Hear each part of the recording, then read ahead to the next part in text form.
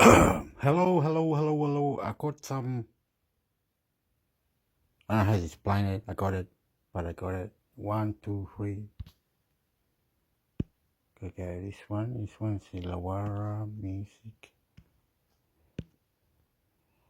Music Festival. Then you got this.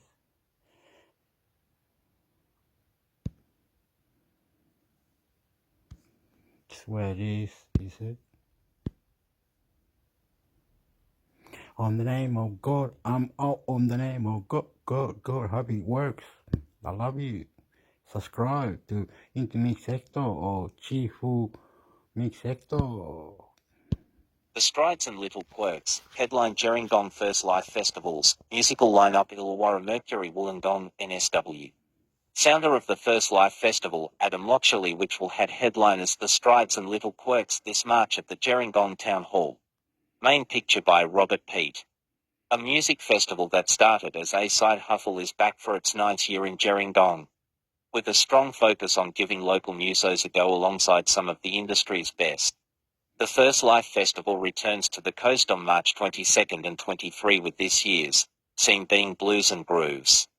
Popular reggae outfit The Strides will lead the charge on Friday night at Gerringong Town Hall.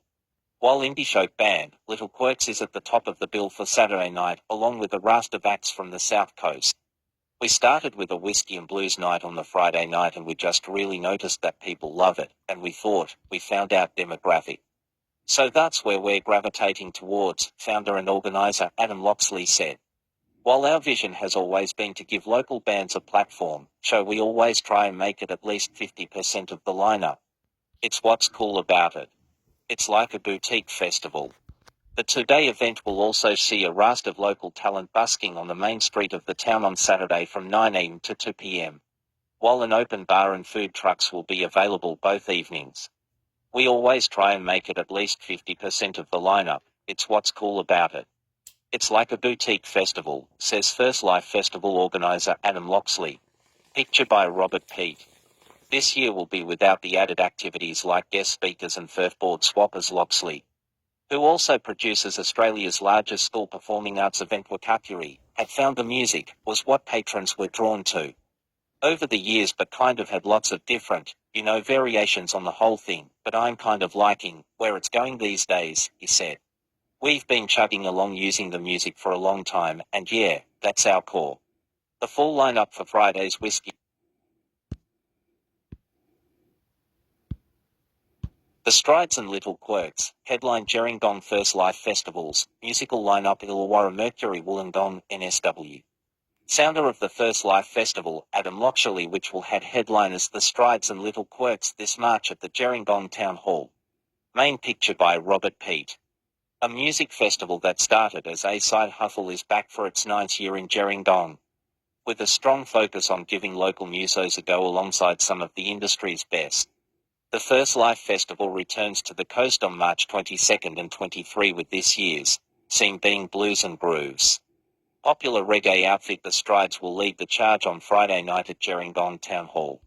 While indie folk band Little Quirks is at the top of the bill for Saturday night, along with a raft of acts from the South Coast. We started with a whiskey and blues night on the Friday night and we just really noticed that people love it, and we thought, we found out demographic. So that's where we're gravitating towards, founder and organizer Adam Locksley said.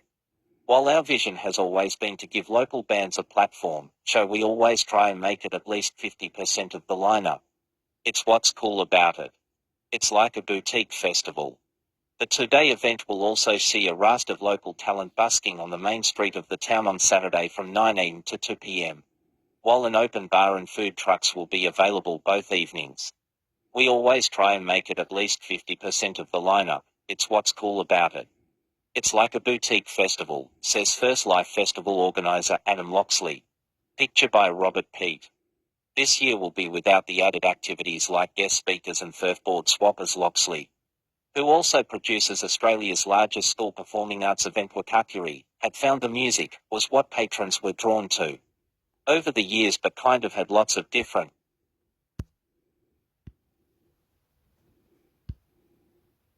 The Strides and Little Quirks, headline Gerringong First Life Festivals, musical lineup Illawarra Mercury Wollongong, NSW.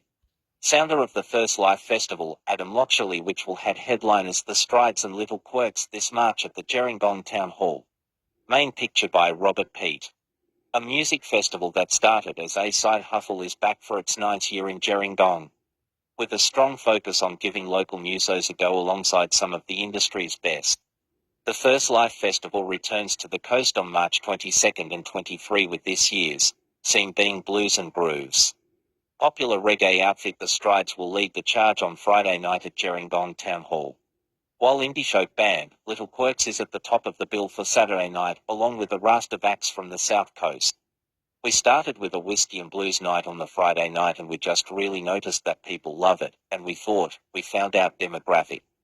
So that's where we're gravitating towards, founder and organizer Adam Locksley said. While our vision has always been to give local bands a platform, we always try and make it at least 50% of the lineup. It's what's cool about it. It's like a boutique festival. The two-day event will also see a raft of local talent busking on the main street of the town on Saturday from 9 a.m. to 2 p.m. While an open bar and food trucks will be available both evenings. We always try and make it at least 50% of the lineup. It's what's cool about it. It's like a boutique festival, says First Life Festival organizer Adam Locksley. Picture by Robert Peet.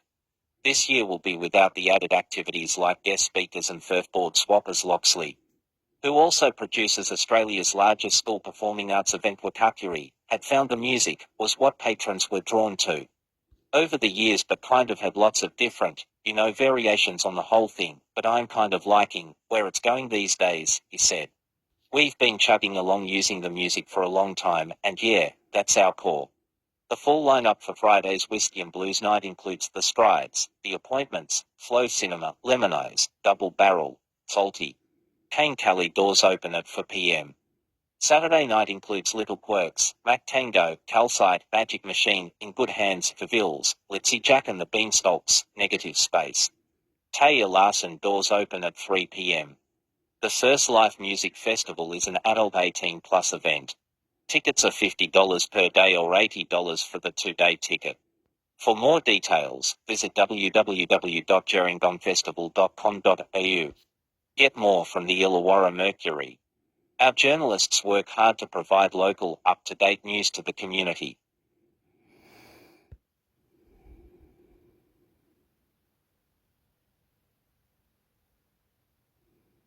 So what I have to do, copy this bit.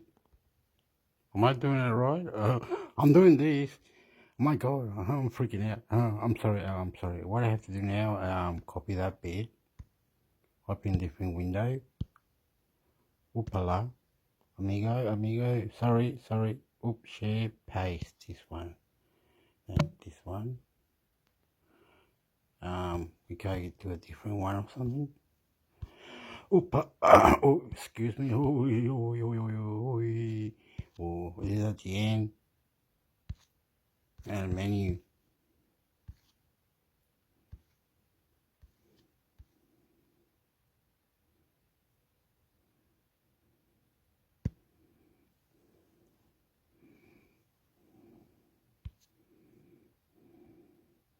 Oh, I got a video.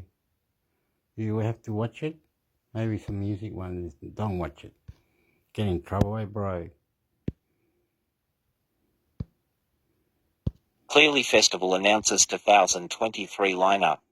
A new music, arts and wellness festival is coming to Australia. The inaugural Clearly Festival will take place on the waterfront of Kiama Showground on November 11th for a free stage. 23 hectare. Calm down, mate. 23, mate. Oh, this is one is a New Zealand one. Heck, ha. Look, it says New Zealand on it, so I probably was. Oh. What's this?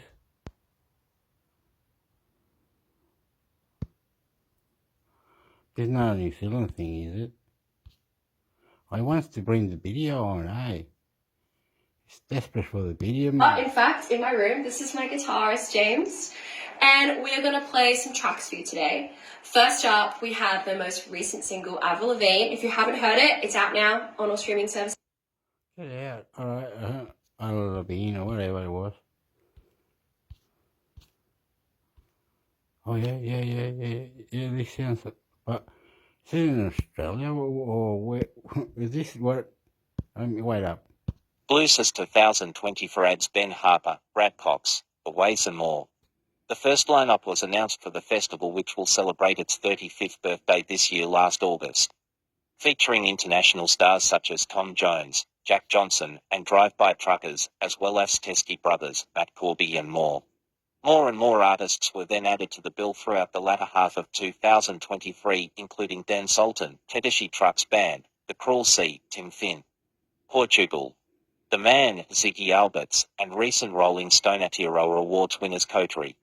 And now Bluesist 2024's fifth artist announcement has added some impressive star power. Ben Harper and the Innocent Criminals will be playing exclusively at the festival.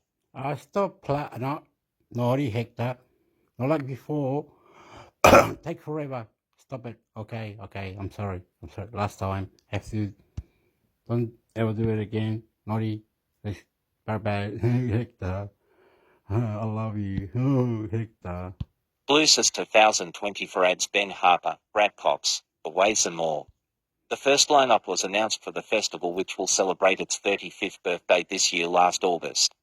Featuring international stars such as Tom Jones, Jack Johnson, and Drive-By Truckers, as well as Teskey Brothers, Matt Corby and more. More and more artists were then added to the bill throughout the latter half of 2023, including Dan Sultan, Tedeschi Trucks Band, The Cruel Sea, Tim Finn, Portugal, The Man, Ziggy Alberts, and recent Rolling Stone Aotearoa Awards winners Coterie. And now Bluesist 2024's fifth artist announcement has added some impressive star power. The only reason I'm not saying anything is because I do not know the words to say, or I'm embarrassed, or I don't know much about it. I'm just listening, reply. If you know something or whatever, I love you, because mindfulness, they're opening your mind, they're opening doors, they're saying, how's your superannuation, how's your life, how's your money, are you cleaning your windows, are you getting out? You die if you don't get out. Breathe in good air, breathe out bad air. Mindfulness, mixing it up. Oh, look at you, nice shoes. Thank you, you're good. Power. Ben Harper and the Innocent Criminals will be playing exclusively at the festival, while Katie Melua, one of the best-selling British and European female artists of the 2000s, will make her return to Australia for the first time in almost 20 years. Golden Guitar winner Brad Cox will also be performing at Bluesist 2024, as will Infectious Grooves, a supergroup that includes Metallica's Robert Trujillo, Slipknot's Jay Weinberg, and more. You can check out the full Bluesist 2024 lineup, including all the newly announced artists, below. For our fifth and probably not final artist announcement, we are proud to present the artist who has done more to bring Bluesist over matters. Ben Harper and the Innocent Criminals, for their first performance in Australia in 5 years. Ben first played Bluesfest in 1996, says festival director Peter Noble-Ohm. Love blues roots and soul. Get the latest blues roots and soul news, features, updates and giveaways straight. Love blues. Ben first. For our fifth and probably not final artist announcement, we are proud to present the artist who has done more to bring Bluesfest over matters. Ben Harper and the Innocent Criminals, for their first performance in Australia in 5 years.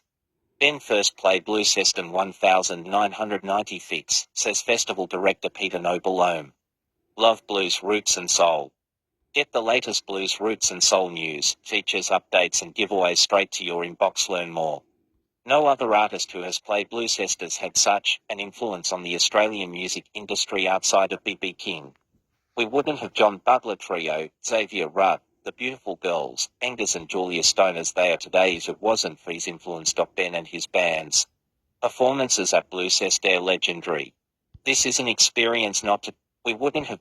No other artist who has played Bluesfest has had such an influence on the Australian music industry outside of B.B. King. We wouldn't have John Butler Trio, Xavier Rudd, the beautiful girls, Angus and Julia Stone as they are today if it wasn't for his influence. Ben and his band's performances at Gloucester are legendary. This is an experience not to be missed on Easter Sunday.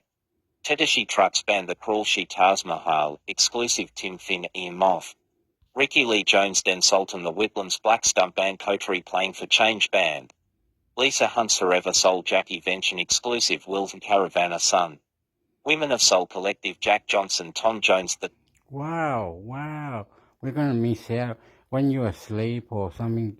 I don't even know these people because I've heard of John Butler Trio. I never experienced it. I never listened. I crap. Ooh. Anyway, mindfulness, opening mind. Oh, nice. You superannuation, mindfulness, mixing it up. How you lost it, move like this, do that. Mindfulness, you have to do it. Otherwise, good air don't go in, bad air comes out. You're not that person. Thank you for opening doors. Fix it. Teskey Brothers, Matt Corby, Olabi Elvis Costello and the Imposters, Peter Garrett and the Alter Egos, Tommy Emmanuel, The Dead South, The Paper Kites, Drive-By Truckers, Newton Faulkner, Steve Poltz, 1920, Taj Sharon, Urge Eliahan, The Dead, Olay, Women of Soul Collective, Jack Johnson, Tom Jones, The Teskey Brothers, Matt Corby, Olabi Elvis Costello and the Imposters, Peter Garrett and the Alter Egos, Tommy Emmanuel, The Dead South, The Paper Kites, Drive-By Truckers, Newton Faulkner, Steve Poltz, 1920, Taj Sharon, Urge Eliahan and Harry Manx. Here Come the Mummies, Clayton Dollies by Billabong, Little Quirks, Huffy Hicks Blues, Arcadia Rock, Whistler of Portugal, The Man Ziggy Albert, Snarky Puppy, Blind Boys of Alabama, Meshel Endojoshalo, Fiona Boys and the Fortune Tellers, The Turner Brown Band, Pierce Brothers, Velvet Trip, Risani, Sweet Talk. Get unlimited access to the coverage that shapes our culture. Subscribe to Rolling Stone magazine.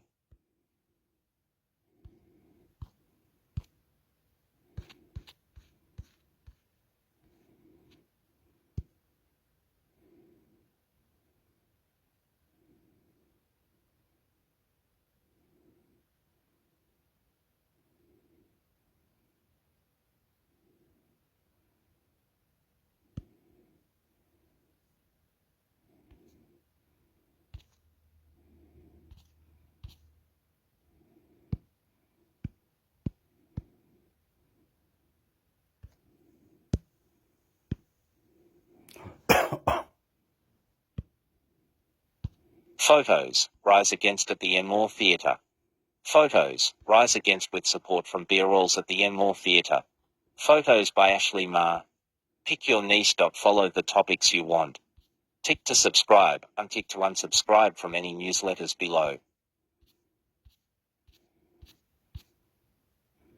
Follow this guy. Who is this guy? Let me have.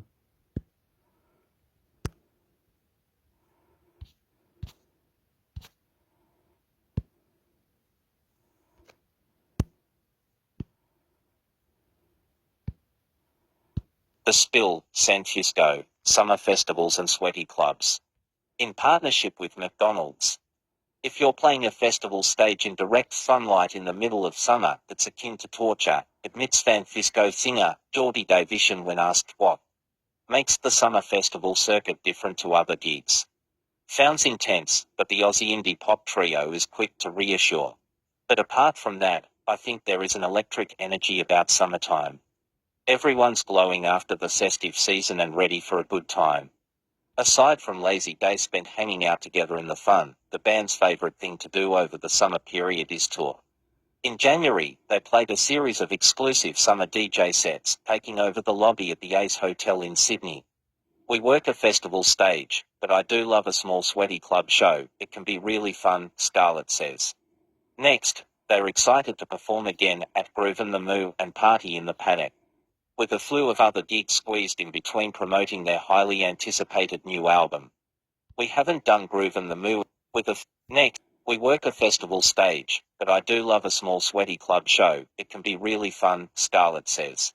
Next, they're excited to perform again at Groove and the Moo and Party in the Paddock, with a slew of other gigs squeezed in between promoting their highly anticipated new album. We haven't done Groove and the Moo in quite a while, but it was one of our firsts, Geordie says when asked which gig he's most excited for. This summer will be one to remember for the band, with a big focus on releasing and promoting their 5th studio album, Under the Light, on March 1, 2024.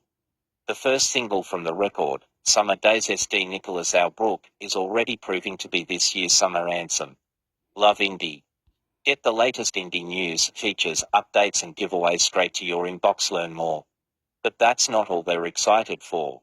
Festival season also presents the opportunity to see other acts and catch up with friends in the industry. It will be great to see our mates Ball, Park Music and Lime Cordial, and we are looking forward to watching some acts we have heard a lot about but haven't seen live yet, like a Royal Otter fan Big Wet, Geordie says. Aside from getting on stage, in true Aussie style, San Fisco just wants to be anywhere near the coast to soak up the rays. We just love the warm weather, he says. Enough said. Watch San Fisco have a hit of tenors, talk about their most exciting gigs and summer plans here. Summer simply wouldn't be complete without the refreshing chill of a barista-crafted iced coffee in hand docked from the finest beans forced worldwide.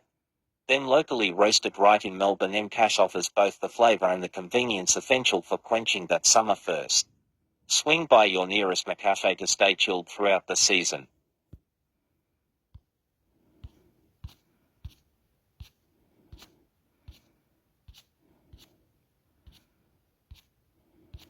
This could be alright because it's got the video of the artist. Look, it's got the video there.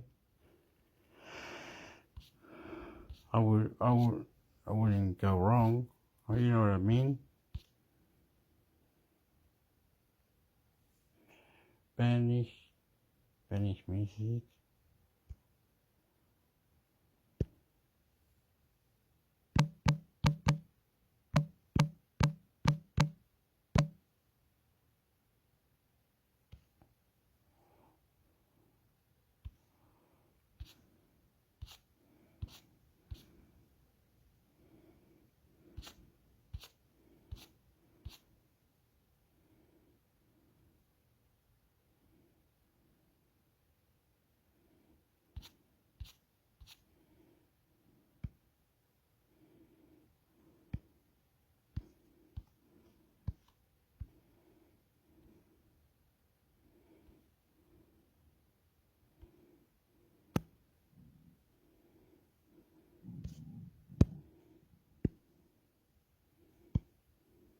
Genesis Oshoo to perform with Sydney and Brisbane Symphony Orchestras. Genesis Oshoo is partnering with Red Bull Symphonic for 2 huge shows this year.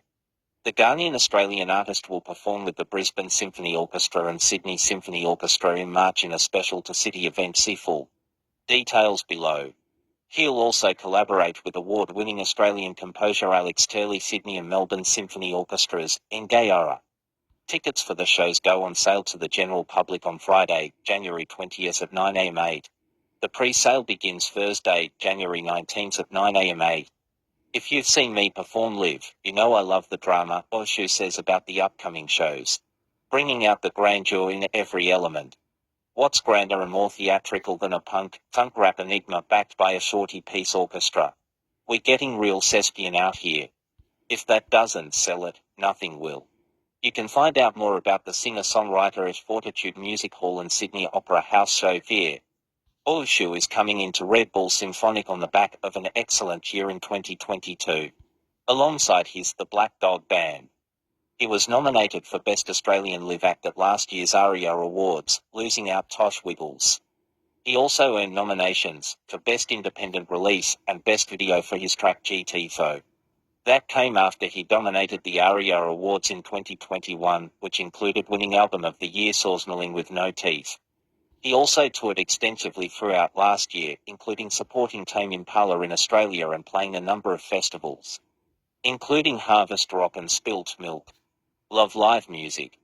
Get the latest live music news, features, updates and giveaways straight to your inbox. Learn more. For more on this topic, follow Fearlive Music Observer as Hip Hop Observer. Red Bull Symphonic with Genesis Oshoo. Pre-sale begins Thursday, January 19th 9 a.m. 8. General tickets on sale Friday, January 20th 9 a.m. 8. Friday, March 3rd. Fortitude Music Hall, Brisbane, Queensland. Tickets Ticketmaster. Thursday, March 23rd. Sydney Opera House, Sydney, NSW. Tickets Sydney Opera House. Get unlimited access to the coverage that shapes our culture.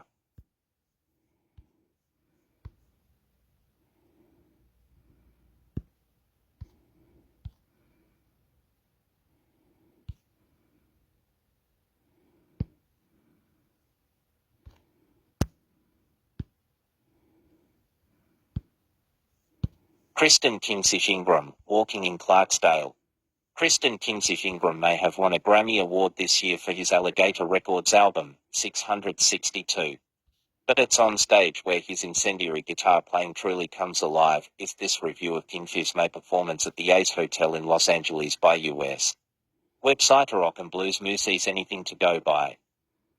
There's more to Kristen Kimsish Ingram than being a virtuosic guitar player, stunning vocalist and memorable songwriter. Seeing him live, you'll get it right away. Confident and masterful on stage, he gives into the spirit of his music, completely in sync with every note. You can't take your eyes off him. They call that magnetism, but it all seems magical to me. Kimsish is as authentically blues as it gets, being born in Clarksdale, Mississippi. Blues Holy Land as they like to call it, as he told Fender Sessions in 2020. Been around here all my life, pretty much. To me Clarksdale is what you call the blues. The blues is all around here. You can read more over here when you want it.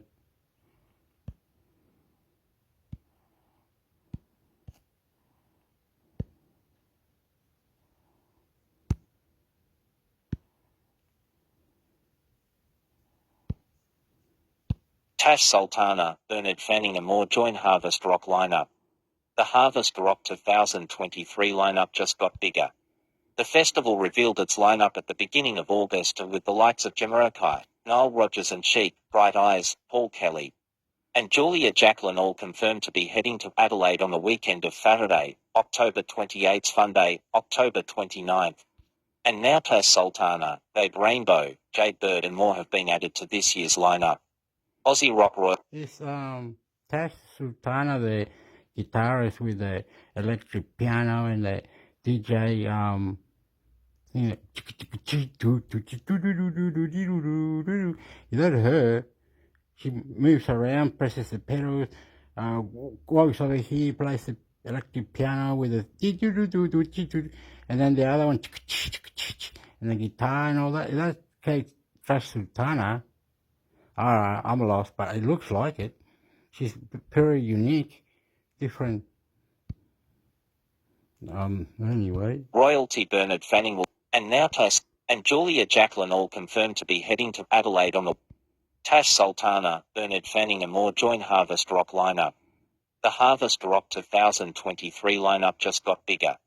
The festival revealed its lineup at the beginning of August with the likes of Jamiroquai, Nile Rodgers and Chic, Bright Eyes, Paul Kelly, and Julia Jacqueline all confirmed to be heading to Adelaide on the weekend of Saturday, October 28th, Sunday, October 29th.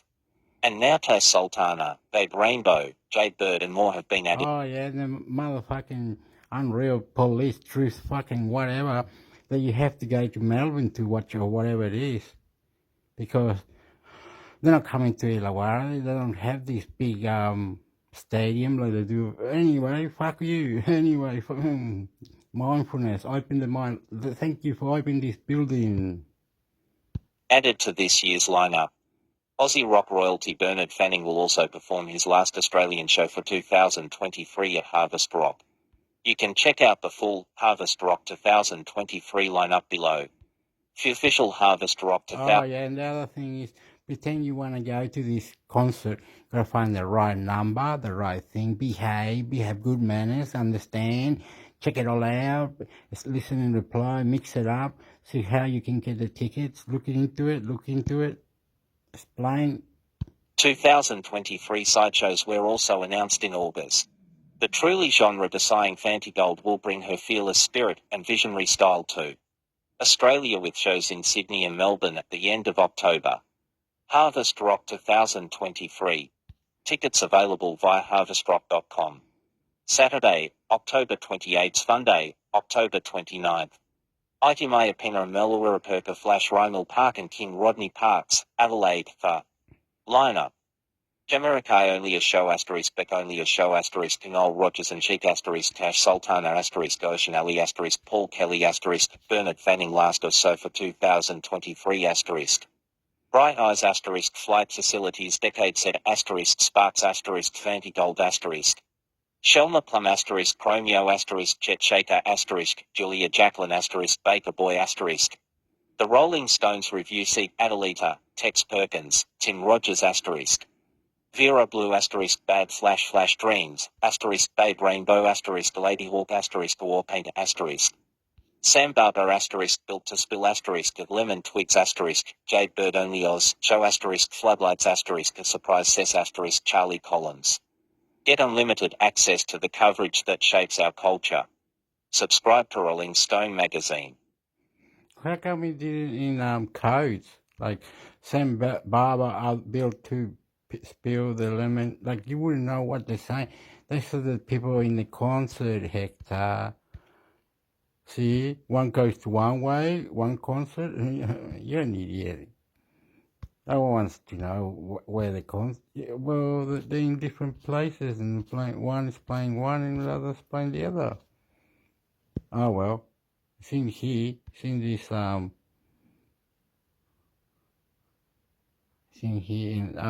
go out.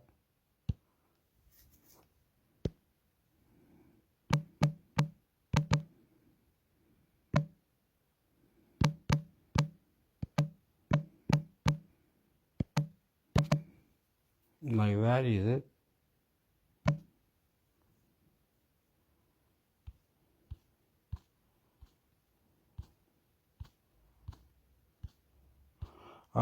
You get out of it, and then you go to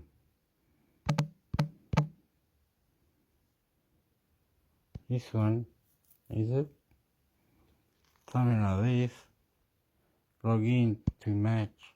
Log in Ivy. Oh, no, it's not that. A, B, C.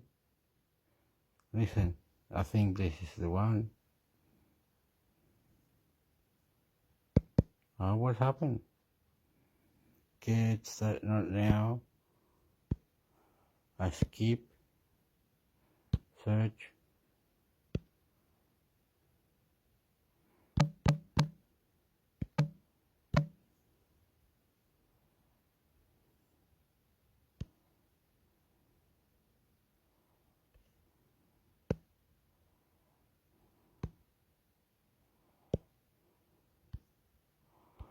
What's it doing anyway?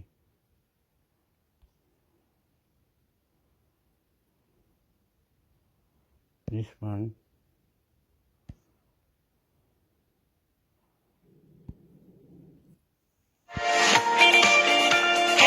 Young regional Australians telling it like it is. Tyrese, Alice Springs, Northern Territory, Aranda Country. White chest, bush desert birds are making lots of noise. I'm in the bush with my brother Goliath, my cousin Seamus, and two dogs, Wolfie and Milo. We will make a miracle. We make ourselves a shelter. Bush desert birds are making lots of noise. Young regional Australians telling it like it is. Tyrese, Alice Springs, Northern Territory, Aranda Country. White chest, bush desert birds are making lots of noise. I'm in the bush with my brother Goliath, my cousin Seamus, and two dogs, Wolfie and Milo. We will make a miracle. We make ourselves a shelter. Got pulling them on top, clearing out the spiky spinnerbait grass, cutting wood, digging holes, and trying to warm up in a gum tree roof, sort of like a humpy house. That's when we hear it. Coming through the long grass. It's a scary sound because we know what it is. Wake the other ones up, my cousin yells. A big lizard, a lawyer. We start chasing it and find a hole and send the dogs in to dig it. They chase the lizard out and that's when we see it. A black goanna. He'll stand up to waist height and will bite you. So we ran to Kalat, Ipalangaru. My brother Clyde's dog, Goofy, got bitten. There are two types of lizard.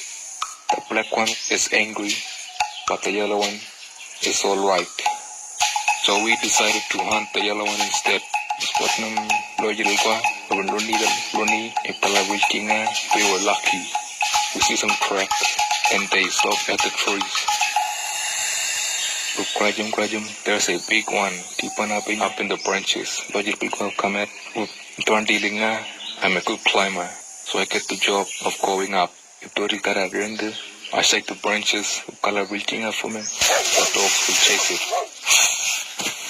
The goanna shoots out, the dogs are after it, and we all run it too. The dogs catch it and hold it. You have to be quick with a goanna. Grab it by its head. A stick or a boomerang will finish the job.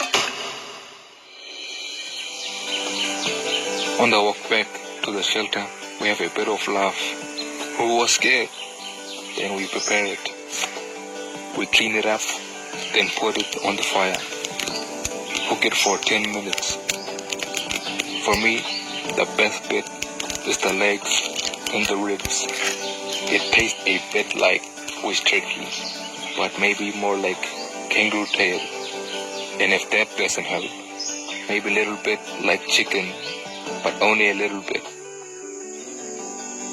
We watch a beautiful sunset and sleep in the shelter we made ourselves. Then we fall asleep to the sounds of crickets, much more relaxing than the sound of goannas in the grass. abc.net.au/haywire. What up? It's over. Okay. I'm probably gone for 36 minutes. I don't know, man. Not like, I'm just gonna read a little bit because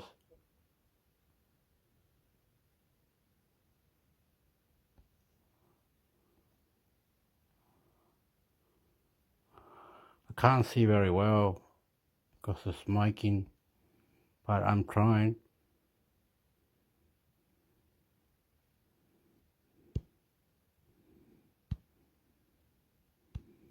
Oh, doesn't want to go to search.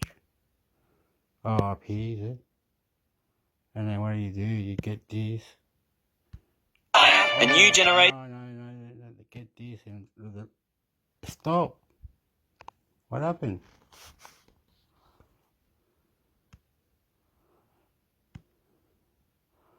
Why?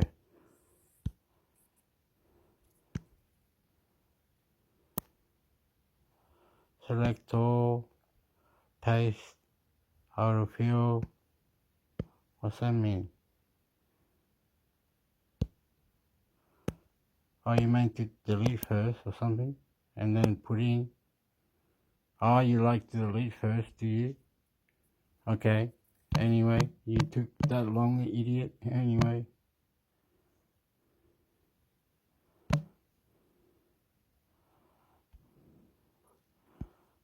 Gotta be careful. Whoa, my stomach is making a noise or something. ABC Listen. Podcasts, radio, news, music, and more. Okay. Good morning. Welcome to AM. It's Friday, the 8th of December. I'm so... Embarrassing, Hector. Embarrassing. I'm not gonna start swearing. No swearing. Say thank you, mindfulness, opening that building, mindfulness, yes, thank you to that, whoever it is, thank you, social, mental health. Hey, Prata, Toko, fix it, get it right.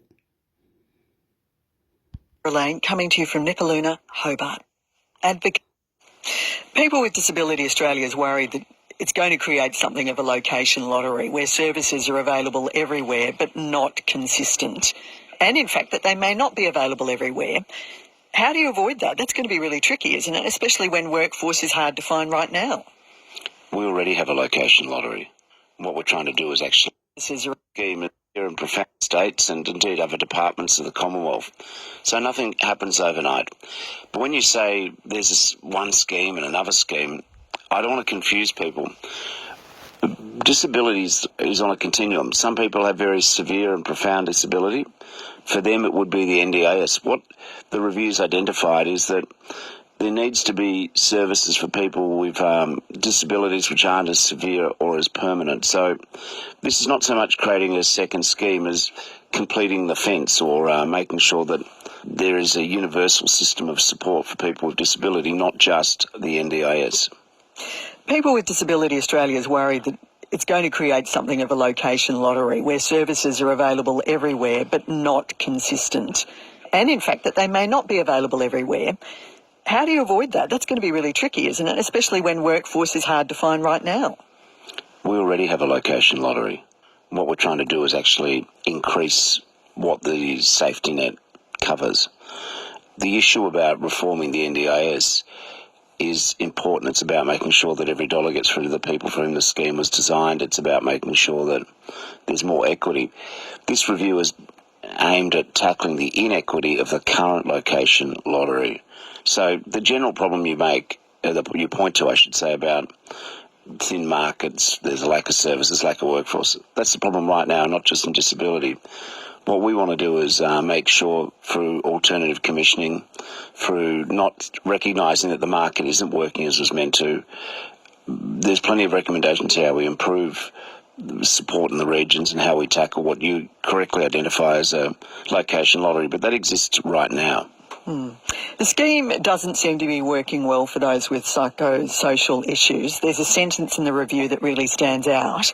It says the NDIS is not stewarding the market to deliver a recovery-focused approach. My reading of it, it's not focused on getting people well. What's your commitment to ending that? Well, the fact that you're reading from the review shows that we've identified that problem, and that's our commitment. There's been a couple of mischievous rumours put out. One is that there's some plan to make sure that people who have disabilities arising from psychosocial disorders would no longer be covered by the scheme. That's not right, they will be. What we're looking at, though, is going down the path of what we call the recovery model, more early intervention for people with psychosocial disorders, so that we can support exactly what you just said. You mentioned yesterday that some people had become NDIS millionaires out of this. How many providers have become millionaires, do you know? No, I couldn't give you down to the last decimal point, but I am concerned, and I think many Australians are concerned, that some of the money, which is going from the taxpayer to participants with profound and severe disability, gets siphoned off by some service providers, some of whom are unregistered, where they are making a mozza and getting triple. NDIS is... Yeah, I would like to say, can you make your own NDIS if you are fully qualified NDIS worker? Can you make your own certificate, little card that says that you are now, and you and your car, and you and your thing, whatever you created, you yourself, the worker, has own business. How do you do that? Is there a way you can be your own business, or the where is the money? All of it. Can we create madness, mental health? Can the worker make its own business? not stewarding the market to deliver a recovery-focused approach. My reading... Can the worker fuck it up, do their own business and work on their own self at their own house if they are fully qualified? Of it, it's not focused on getting... Mental health or NDIS worker, thank you very much. Mindfulness, opening doors, building, beautiful. Keep it up. People well. What's your commitment to ending that? Well, the fact that you're reading from the review shows that we've identified that problem, and that's our commitment. There's been a couple of mischievous rumours put out. One is that there's some plan to make sure that people who have disabilities arising from psychosocial disorders would no longer be covered by the scheme. That's not right, they will be. What we're looking at, though, is going down the path of what we call the recovery model, more early intervention for people with psychosocial disorders, so that we can support exactly what you just said. You mentioned yesterday that some people had become NDIS millionaires out of this. How many providers have become millionaires, do you know? No, I couldn't give you down to the last decimal point, but I am concerned, and I think many Australians are concerned, that some of the money which is going from the taxpayer to participants with profound and severe disability gets siphoned off by some service providers, some of whom are unregistered, where they are making a mozza and getting double-digit returns, delivering outcomes which aren't as good as they should be, or over-servicing, or in some cases under-servicing, or in other cases just plain old-fashioned fraud. That ends under you? Oh, yeah. Well, the people who've moved into this world thinking there's an easy buck without thinking about people with disability first, they'd be well advised to sell their businesses tomorrow. Bill Shorten, thanks for talking to AM. Thank you. Bill Shorten is the Minister for the National Disability Insurance Scheme. Intense fighting continues in the Gaza Strip as Israel battles Hamas militants in the major cities. Israeli military is now deep into the city of Han Yunis. Wait up, Senorina. You're not going to go to Hamas. Let me fast forward a bit, see if it's true. Benjamin Netanyahu is put onto the wall. Security Executive J2 Patel. All right. The review says diagnosis alone won't guarantee access to individual support packages in the future. Many parents will be a little bit anxious about that. Can you guarantee that no one will be taken off the NDIS until this new foundational scheme, a second support scheme, is ready to go? You could have your package increased or decreased right now. So when you say guarantee no change at all, there's change every day. Oh, wait up. What I can guarantee, which I think does go to the heart of the matter, is that if your child needs the supports which only the NDIS can provide, then that's what they'll get. But this review also suggests a second support scheme be set up in mainstream schools and childcare centres. That's not something that's going to happen in a matter of weeks or months. Oh, no, and I would definitely say to parents, this will be a case of hastening slowly, listening to people. We'll have to assemble the workforce. We've got to do a lot of talking with the states and indeed other departments of the Commonwealth. So nothing happens overnight. But when you say there's this... I'm listening to everything, am I?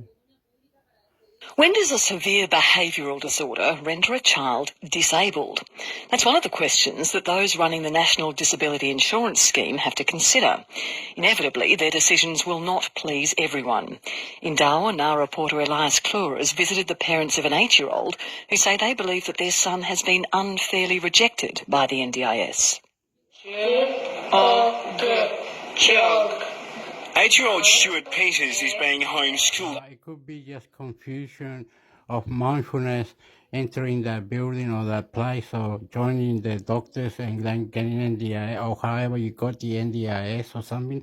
How do you be the worker that's fully qualified to create your own business and create money out of it, and how many people or whatever, and you get paid $39 an hour. And you take 2, so that's like $70 an hour, and you just go around and you make your own business, and you know what I mean? Today, but it's not by choice. Stuart is at his home in Darwin's rural area. Oh, maybe the worker needs to be shown how to make their own business, or look around, or mindfulness, blow your mind and look around and or talk into the meeting how everybody can move out in the future or get the job. They can win their own money, high amount of cash, business, be their own boss. Breaker, gonna blow up. Because he's been suspended for the 4th time this year, and the school year started only a month ago. He's been diagnosed with ADHD and several other behavioural disorders that cause him to have violent outbursts. His parents, Dean and Andrea, have... What's that? I'm stopped it. You're gonna get upset now. Hex is naughty now. HDID, what is this H? What is this? So, oh, I got the TV really loud. I haven't got the control, or maybe. Oh, yeah, I can do something like that. Turn the volume down. Oh. Attention, what the hell? What's this?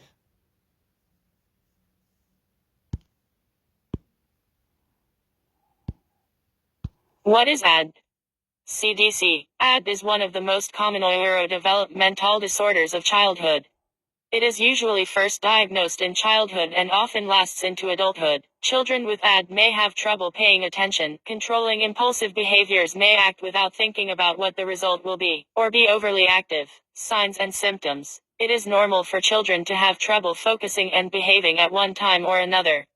However, children with AD do not just grow out of these behaviors. The symptoms continue, can be severe, and can cause difficulty at school, at home, or with friends. A child with AD might daydream a lot, forget or lose things a lot, squirm or fidget, talk too much, make careless mistakes or take unnecessary risks, have a hard time resisting temptation, have trouble taking turns, have difficulty getting along with others. Learn more about signs and symptoms. Types. There are 3 different ways AD presents itself, depending on which types of symptoms are strongest in the individual. Predominantly inattentive presentation. It is hard for the individual to organize or finish a task, to pay attention to details, or to follow instructions or conversations.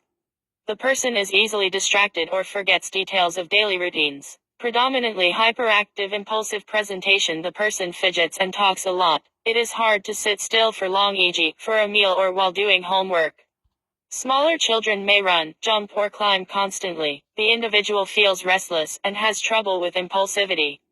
Someone who is impulsive may interrupt others a lot, grab things from people, or speak at inappropriate times. It is hard for the person to wait their turn or listen to directions. A person with impulsiveness may have more accidents and injuries than others. Combined presentation. Symptoms of the above 2 types are equally present in the person. Because symptoms can change over time, the presentation may change over time as well. Learn about symptoms of AD, how AD is diagnosed, and treatment recommendations including behavior therapy, medication, and school support. Causes of AD. Scientists are studying causes and risk factors in an effort to find better ways to manage and reduce the chances of a person having AD. The causes and risk factors for AD are unknown, but current research shows that genetics plays an important role. Recent studies link genetic factors with AD. Point 1. In addition to genetics, scientists are studying other possible causes and risk factors including brain injury, exposure to environmental risks, e.g., bleed, during pregnancy or at a young age, alcohol and tobacco use during pregnancy, premature delivery, low birth weight. Research does not support the popularly held views that AD is caused by eating too much sugar, watching too much television, parenting, or social and environmental factors, such as poverty or family chaos. Of course, many things, including these, might make symptoms worse, especially in certain people. But the evidence is not strong enough to conclude that they are the main causes of AD. Diagnosis. Deciding if a child has AD is a process with several steps. There is no single test to diagnose AD, and many other problems, like anxiety, depression, sleep problems, and certain types of learning disabilities, can have similar symptoms. One step of the process involves having a medical exam, including hearing and vision tests, to rule out other problems with symptoms like AD. Diagnosing AD usually includes a checklist for rating AD symptoms and taking a history of the child from parents, teachers, and sometimes the child. Learn more about the criteria for diagnosing AD. Treatments. In most cases, AD is best treated with a combination of behavior therapy and medication. For preschool-aged children 4-5 years of age with AD, behavior therapy, particularly training for parents, is recommended as the first line of treatment before medication is tried. What works best can depend on the child and family. Good treatment plans will include close monitoring, follow-ups, and making changes, if needed, along the way. Learn more about treatments. Managing symptoms, staying healthy. Being healthy is important for all children, and can be especially important for children with... Alright, stop that. What's this? Anyway, this is good. Okay.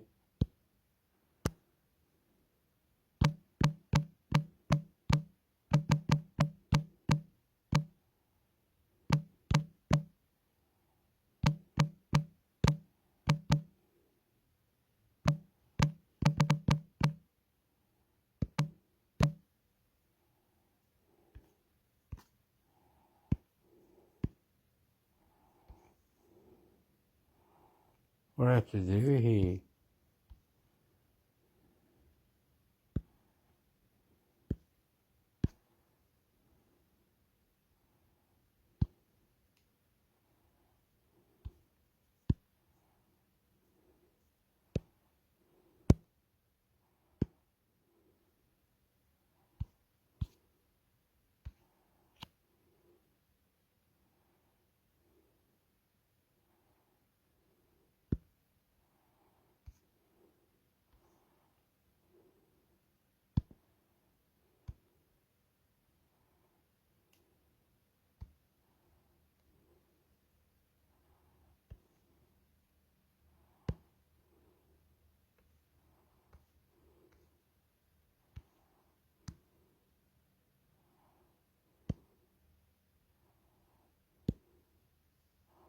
No, nè. Hey there, bro. Paste.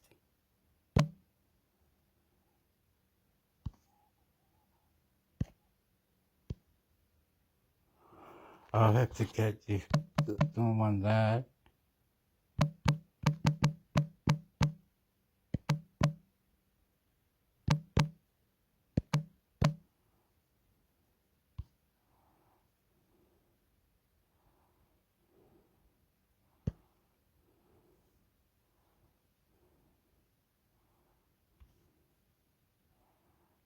Whoa, continue or something.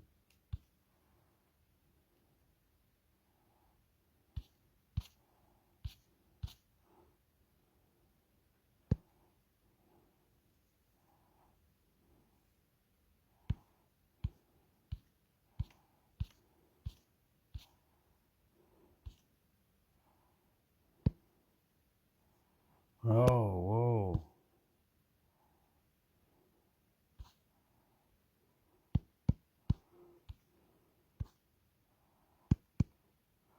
Okay, whatever it is.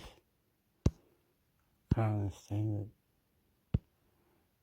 C0 Publishing Australian Health Review. What have been the clinical outcomes of the Project Synergy/InnoWell digital health platform? Jeffrey C.L., Luab *, Stephen Allison, Turan Bastian Pilib, and Steve Keisley, Beth. Plus author affiliations. Author affiliations. Academic Unit of Psychiatry and Addiction Medicine, the Australian National University School of Medicine and Psychology, Canberra. Hospital Canberra Act, Australia. B Consortium of Australian Academic Psychiatrists for Independent Policy and Research Analysis, Capipra Canberra Act, Australia. C College of Medicine and Public Health, Flinders University, Adelaide, South Australia. D Department of Psychiatry. Alright.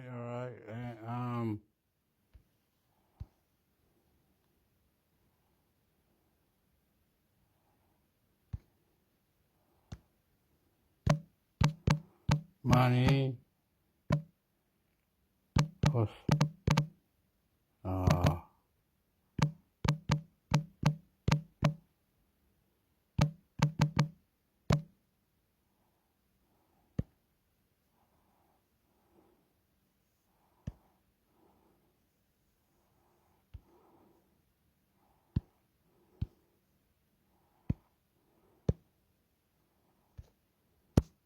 Last one I'm doing, whatever it is. Wanted Sydney property developer Jean Nathish sends millions to Lebanon, Nigeria in potential fraud, administrators say ABC News.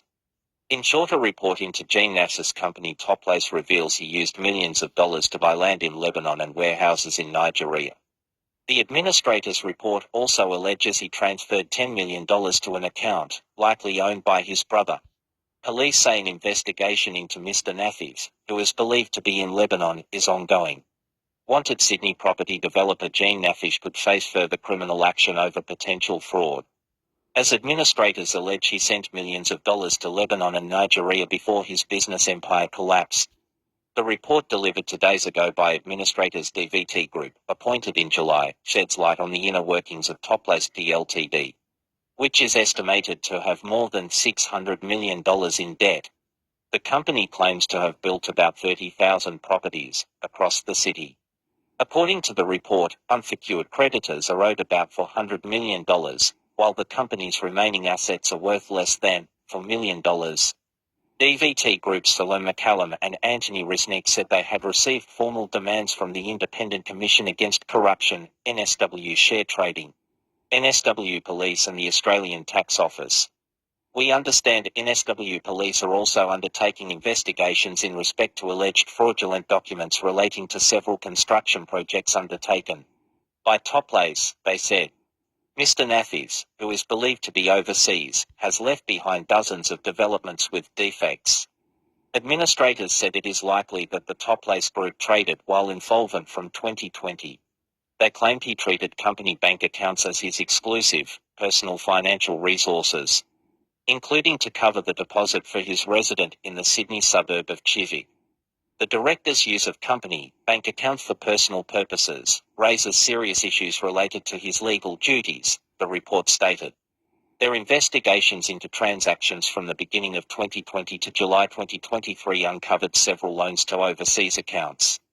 Our review indicates that the Toplace Group lacked sufficient policies, procedures, and internal controls to ensure that drawdowns were utilised in a manner consistent with the loan agreements and drawdown declarations, the report outlined, raising concerns about potential fraud and violation of directors' duties.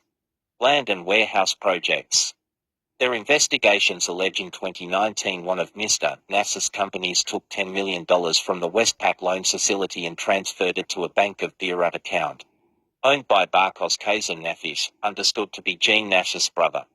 No repayments have been made for the transaction, labelled as a loan to third-party Beirut, which administrators believe is irrecoverable. Further, in 2018 a $7 million loan from the Bank of Sydney was made to one of Mr. Nafis' companies which was then used to purchase land in Lebanon. His company Toplace has repaid that loan. And in 2022, Mr. Nafis used $1.2 million of the company's money for a warehouse project in Nigeria. He has previously acknowledged he owes Toplace $3,255,583, but the true value, according to the report, is estimated to be $7,147,971. The administrators have commenced proceedings to recover that money owing, which is accruing more than $1,800 in interest per day. They claim the sole director of the company, Mr. Nafis, left Australia and travelled overseas before any entities were placed into voluntary administration, and that they have had little contact with him.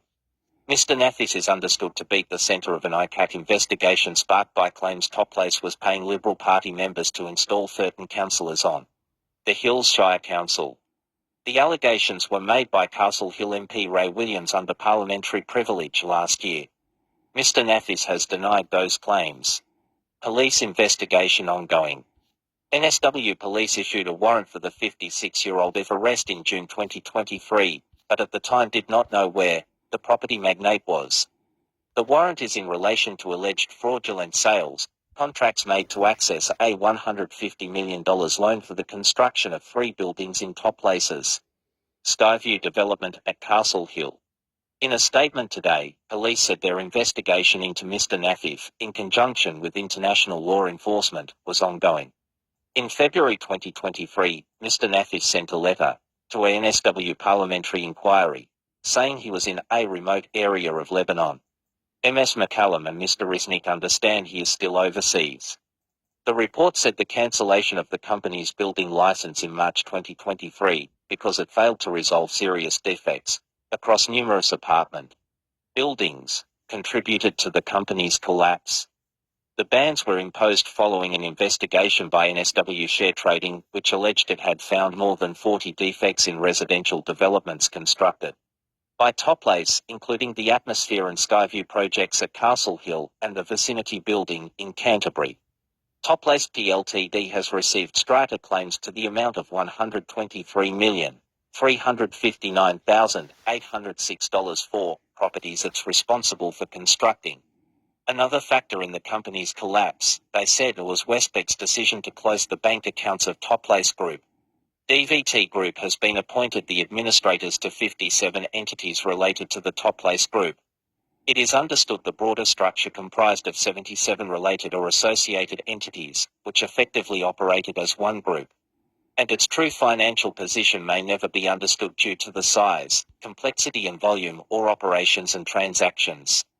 A second creditors' meeting will take place on February 9th, where the future of the company will be decided.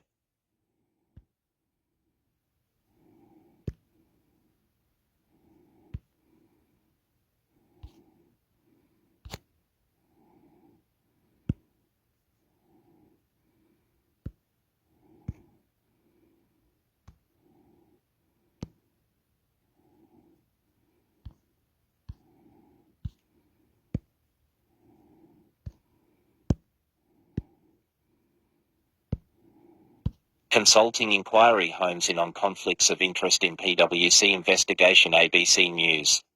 Two former PwC partners on the Tax Practitioners Board (TPB) did not recuse themselves from a meeting where the board's investigation of PwC was discussed.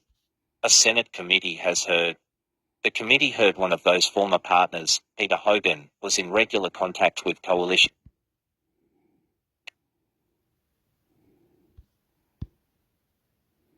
Consulting inquiry homes in on conflicts of interest in PwC investigation. ABC News. Two former PwC partners on the Tax Practitioners Board (TPB) did not recuse themselves from a meeting where the board's investigation of PwC was discussed. A Senate committee has heard.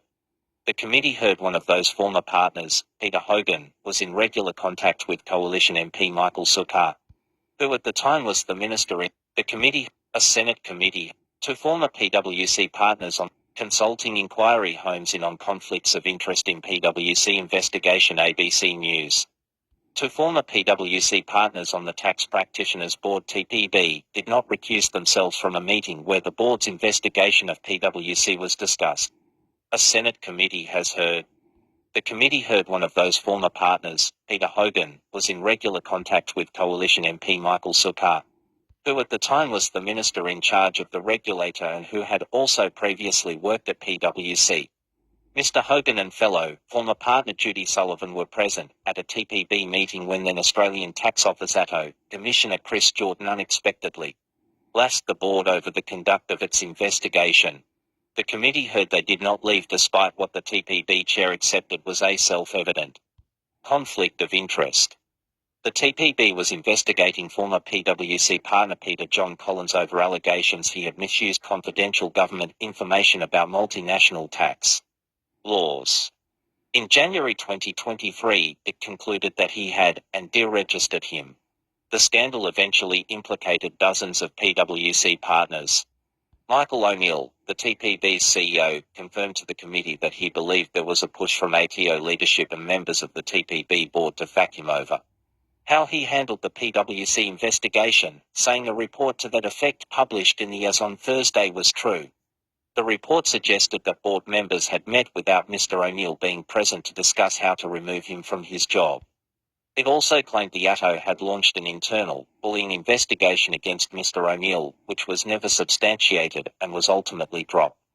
In March 2022, Mr. Sukkar announced he would move to give the TPB chair the power to sack the CEO, a change which required the ATO Commissioner's support. The proposal did not ultimately proceed due to the change of government that May. ATO Second Commissioner Jeremy Herthorn told the committee on Friday morning that the change would have applied to future FIOS, but not to Mr. O'Neill. But Mr. O'Neill then directly contradicted that and said he had been shown a draft contract that would have allowed him to be sacked had the legislation changed. No allegation of wrongdoing was made concerning Mr. Sukkar. The board promised to provide the committee on notice with evidence about whether Mr. Sukkar knew about the investigation, but no such suggestion was made on Friday. The PwC scandal. In January 2023, the TPB deregistered Peter John Collins, a former tax partner, at PwC. The TPB's investigation found Mr. Collins had improperly used confidential government information when he participated in consultations on stricter multinational tax laws. Mr. Collins, with the knowledge of dozens of PwC partners, took steps to use that information to help clients get around those same laws. The ATO had known about the allegations for several years and had asked the Australian Federal Police to investigate in 2018, but it did not do so. The ASP is now investigating. Former Chief Executive Tom Seymour resigned last year over his handling of the fallout of the scandal. PwC disdaining the Parliament, Senator says. The Senate committee, led by Labor Senator Deborah O'Neill, Green Senator Barbara Pocock and Liberal Senator Richard Colbeck, is focused on the integrity and management of consulting firms, and has held several months of hearings. The senators also raised ongoing concerns on Friday about PwC's respect for regulators and transparency over the Collins scandal. The firm has refused to provide the names of the so-called Dirty Six partners based outside Australia who had knowledge of Mr. Collins' misbegotten information. PwC Australia's new CEO, Kevin Burrows, told the committee on Friday this was because PwC International would not provide the names. Senator Pocock said the firm was treating the committee like mushrooms. PwC is disdaining the Parliament, that is what you are doing, she said.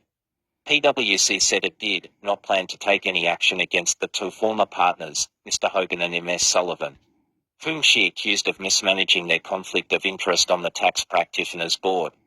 As former partners, the committee heard both were still in receipt of a $140,000 a year lifetime allowance.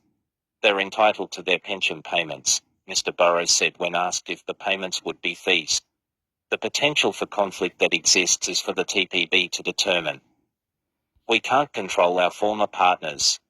But Mr. Burrows said the firm was not paying Peter John Collins or fellow ex-partners Michael Burston, Neil Fuller or Paul McNabb, who the firm named as involved in the confidentiality breaches. Mr. Burrows also told the committee the newly formed company Fine, the firm's spun-off consulting arm, was still using the same technology systems as PwC, but insisted it was a separate company. He said there was no revenue guarantee in place for the new firm. We are out of the government consulting business. Posted 14 hours ago, 9 February 2024 at 37 p.m.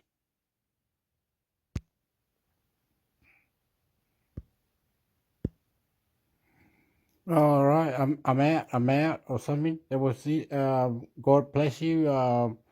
Mindfulness in the building. Yep. Authority. Who wins? Who's got the certificate? Yeah, blow yourself out. Breathe in good, thank you. Breathe out good, thank you. Breathe in good, thank you. Breathe out bad, thank you. Breathe in good, thank you. Breathe out bad, thank you. Ankle. Oh, my thank you. Thank you. I'm a thank you. Then top of the hippos, top of the apples, you a thank you. I love you. You are beautiful. Open mind, open mixes. Money. Crack shit up. Mind blowing. Thank you for opening the buildings.